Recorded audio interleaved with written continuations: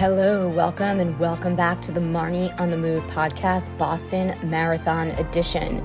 We teamed up with Westin Hotels and Resorts, Westin Seaport Boston, and Westin Copley Place to bring you this series of 6 conversations from the heart of the city and Marathon Central with Olympic, professional, elite, and recreational runners. First activation I dropped into was the Westin Shakeout Run. In 2023, Westin Hotels and Resorts teamed up with Abbott World Marathon Majors to get travelers race ready from start to finish, championing race travelers and their supporters at the iconic series of the 6 most renowned marathons in the world. Throughout the weekend, every brand and run club has a shakeout, athlete talks, activations, and crowds overflow Newbury Street and Boylston Street. Dropped into Tracksmith to check out the scene and have brunch with the team. Walked over to Marathon Sports to the Hoka Fly Lab to pick up my Skyward X new running shoes, and it was packed. The running community really comes together in Boston this weekend from around the globe, and it's magical. Even if you're spectating, the energy is just so incredible.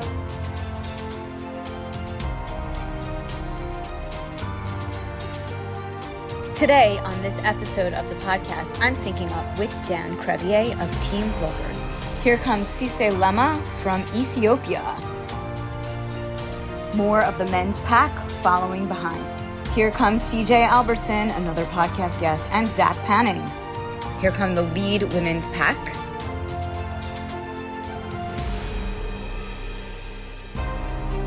Here comes Des Linden, another one of our podcast guests, and Jenny Simpson on episode 1 of this series. Watching from Wellesley is beyond inspiring.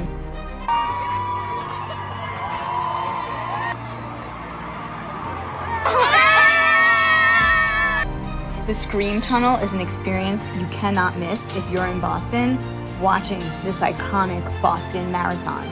This is Wave 1 running through. From Wellesley, we jumped in the car and drove along the race course back into the city to head to the finish line.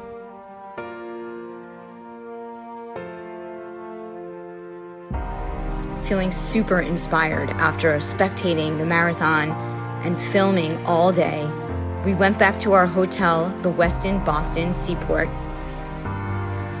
where I laced up to go for a run in my new Hoka Skyward X shoes.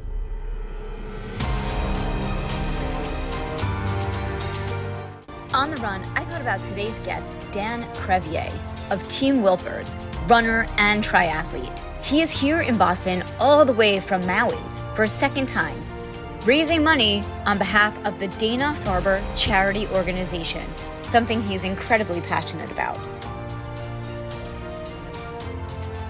We also talk about training and what's next for him in terms of racing and triathlon. It's a great conversation, and I'm sure you're going to be inspired.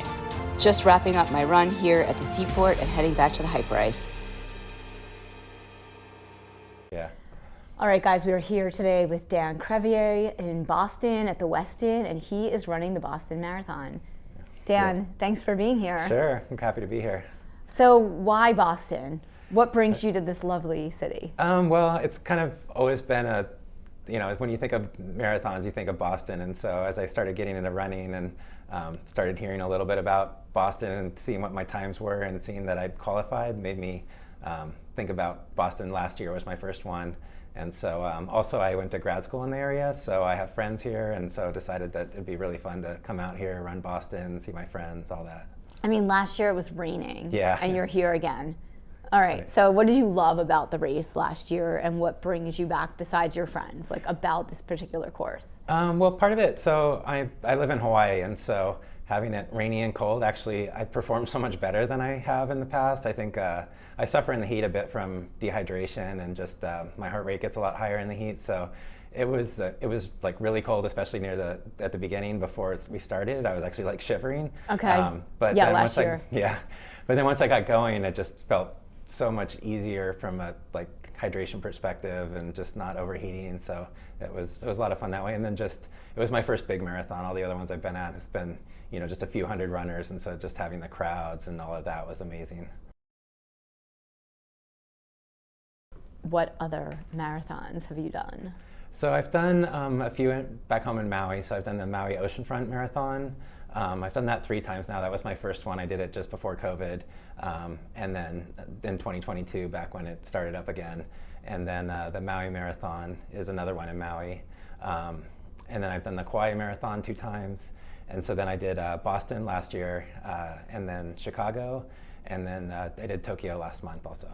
Oh, awesome. So how are you feeling post-Tokyo?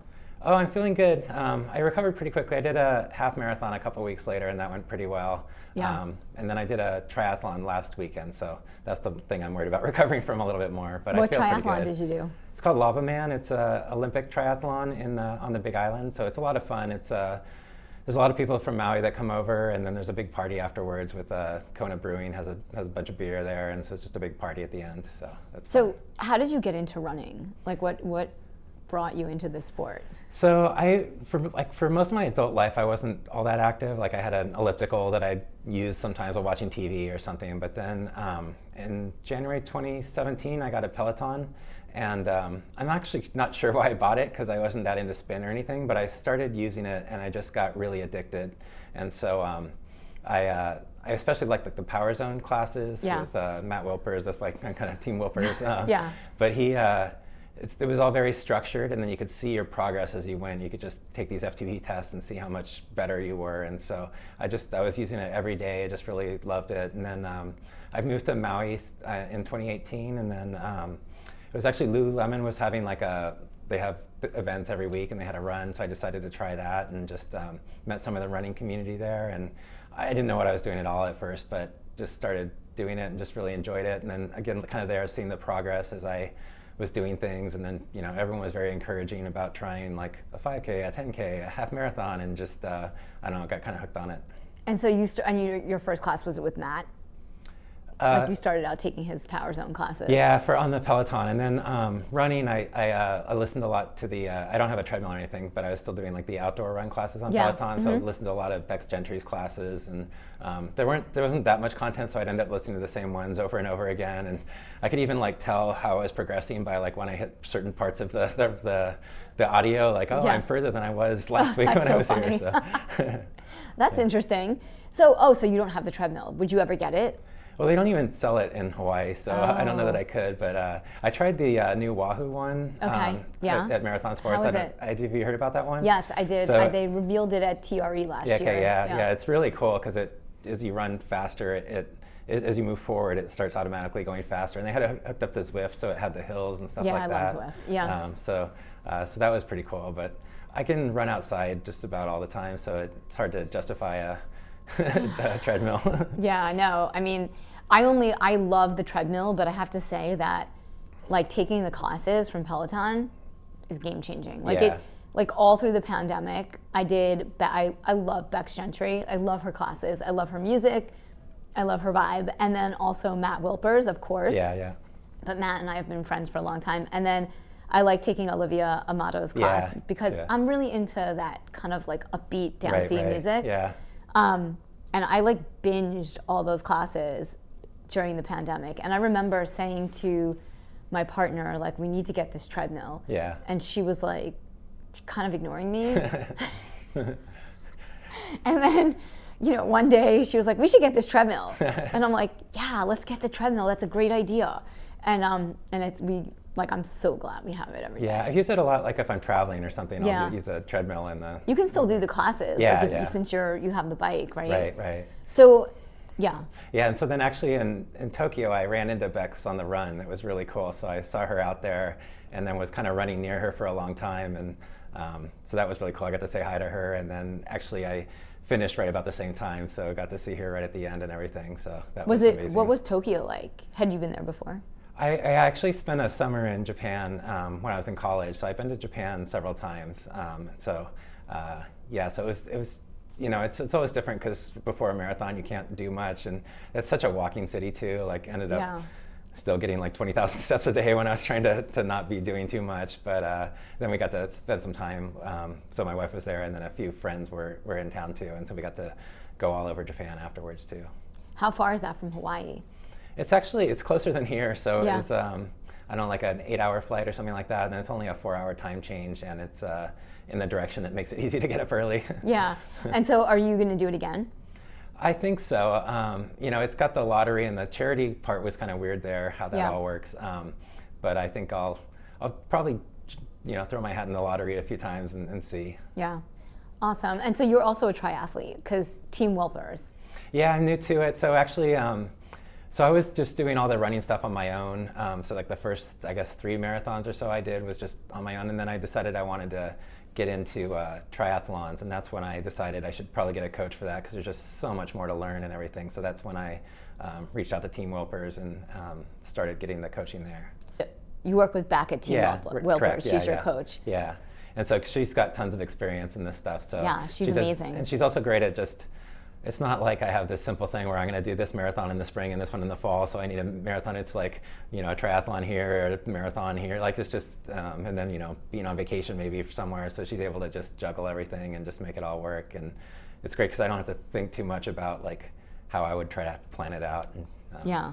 Do you race seasonally? Like, do you focus on one season you're running and then one season you're doing more triathlon, or? No, I kind of, and one of the problems is, I do a marathon or something and I really love it, and so I want to do that again next year, but then I've got something else I want to do, and so I just kind of keep adding more and more, and I don't know how much I can keep doing that. So what led you to Hawaii? It's somewhere that I've been going on vacation for a long time, and just, I love the kind of laid back atmosphere and the great weather and all of that, and then, I switched jobs and was working somewhere where I could just work from anywhere, and so we decided, like, why not just take advantage of living in Hawaii when we're young enough to really enjoy it, and so I've just loved being there, and because I also do scuba diving and free diving and things like that are just great to do in Maui. That's awesome. Yeah, I mean, I'm sure there's like amazing. I have some friends that live there that are that when I was going to Hawaii, they were like, you have to go scuba diving. Yeah. Yeah. Yeah, it's not the greatest scuba diving in the world, but it's... Maui is not? No, not compared to like the Philippines or some other places. But it's better than the Big Island, or better than... The Big Island's got some great spots too. And yeah. There are some good spots all around, but it's just so accessible and easy, and just, you're living, you've got all the other things that you want in life, and you can just jump out and go scuba diving when you want. Yeah, that's nice. And you also said free diving. Yeah. That you've been trying to get into that. Yeah, so I've done... it's one of the things that it's hard to balance all these things that I love doing. So, and it's, so I've done, But you're retired. Yes, I am retired. We talked about that on the call. I was like so jealous. I'm like in the wrong career. Yeah. So but still it's, I don't know, it's still an investment to go and do all these different things. Yes. And so, time investment and money, but yeah, so I've taken like a couple levels of courses, and so, but to really advance further, I need to start doing it multiple times a week, and there's a great community around the free diving, and so there's plenty of opportunity to do that. It's hard to balance with running and biking and everything else. So what's your bike these days? Like, what bike do you have? So you look like you might be into gear a little bit. I am into gear, but I'm kind of helpless around the bike. So that was one of the things. So like I biked a lot growing up, and so and then I was doing the Peloton a lot. So I thought the biking part would be really easy for the triathlon. Yeah. But I started off I got a used Canyon Aeroad, which it's a bit aggressive. I felt pretty uncomfortable on it. I hadn't really ridden clipless outside before too, and all of that, and so. Like I did Lava Man last year, and I just felt super uncomfortable, like being right next to all the cars and passing and stuff like that. And so being in the TT bars. I didn't actually even use TT bars because it's not a. So I have some clip-on ones. Okay. Yeah. So I didn't even have the clip-on bars, but even there, I just wasn't feeling super comfortable riding and everything. And so, so then I got a gravel bike that was kind of going in the other extremes where I feel super comfortable on it, but it's not very fast. And so I did the Oregon 70.3 last year, and I used the gravel bike, and I had the worst tire to use, tires for it and everything. And I felt really comfortable, but I wasn't very fast. And so then I used the gravel bike again in Lava Man last week, and so I got better tires for it, like real race tires and everything. But looking at the data, my average power output was almost 100 watts higher, but my time was only 4 minutes faster. So I did go and try the Aeroad bike afterwards, and on the road. I hadn't been out on it for a while, and it actually felt perfectly fine now. So I think I've worked up more comfort. So I think that's for my next one, I'll try that. Yeah, I think it can be, it can be tough, like if you're not used to it. I mean, I've been on the bike. I've been riding for I've been doing a triathlon for like 15 years. Okay, yeah. So I don't remember, like what it felt like the first. I mean, I remember like clipping in Central Park and like tipping right over. But yeah, I mean, and I actually have an Aero felt. Okay. And I recently got the Canyon, the TT bike. Okay, yeah. And I have been on it like once or twice. Okay. Yeah. Because it's hard. It's a big. I don't know. It's you just have to get used to it. Yeah. And it doesn't have it doesn't handle turns as well as a road bike. And I am riding up and down in New York. We ride up the West Side Highway and then over the bridge and up 9W. But yeah, it takes a while to get used to a bike for sure. The other thing is, after I ride for a long time, my back starts getting really sore. So I know there's some bike fit things there. Yes, I was going to say. I think it's also my hamstring mobility. I'm so bad at doing mobility work. I'm great about doing all my runs and stuff like that, but I don't know. I just never find time to do the Everyone has stuff. something. Honestly, like yoga is helpful. Yeah. Practicing forward bends can help. Yeah, I started doing like all the Peloton yoga classes and like did some of the programs there, but then I'm so bad about keeping up with it. I just have to figure out how to make that a habit to do. Just do it once a week. Yeah. Like actually the Peloton app has really great yoga classes. Yeah. So, but I think that's what helped me. Yeah. Anyway. And so before you got into the whole world of running and triathlon, what were you doing in your career? So I worked for Microsoft for about 20 years. So software development, worked on a bunch of different projects, but a lot of it was on OneDrive, the cloud storage system. Oh, okay. So I worked on that a lot. And then outside of work, I do some like hiking and some things like that, but wasn't super active. Right. And then just, then as I got more into Peloton and everything, I just started doing a lot more activity outside. Do you miss working? I mean, so I still do some contracting work and things like that. And so I think, I love software development and writing code and the kind of the technical challenges there and everything. But I don't miss having performance reviews and managing people and, all of that kind of stuff. So I do some contracting work where, I can kind of figure out what schedule I want to work on and that sort of thing. And are you doing anything in AI right now? No, nothing in AI really. But I am doing something that's this new scuba technology so it's something that was developed in Maui. It's called a Velo.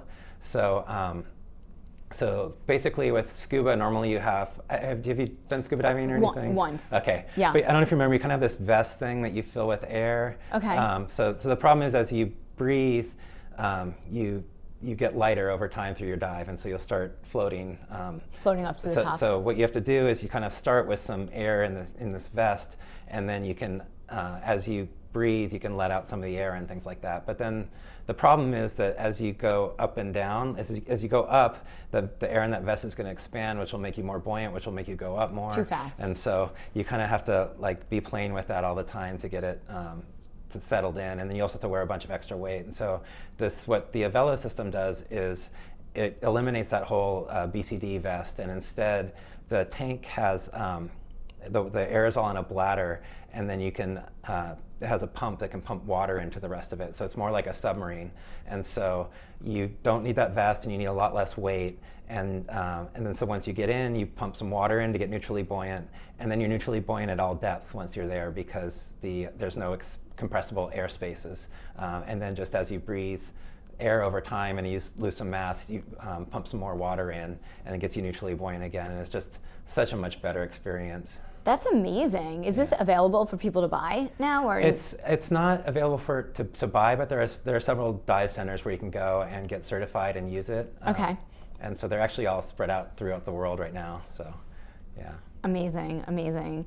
So back to Boston. I mean, the weather's going to be amazing. What kind of gear and nutrition are you using, and what are you looking forward to? So what worked for me last year pretty well, I'm going to follow is I'm going to carry a handheld water to start with, where I have a little bit more. I'm a pretty salty sweater, so I'll start off with like one of the scratch things that's got like 750 milligrams. The one that's like the extra wellness. one? Yeah. So I'll carry that and have that, and then just mostly Martin's gels.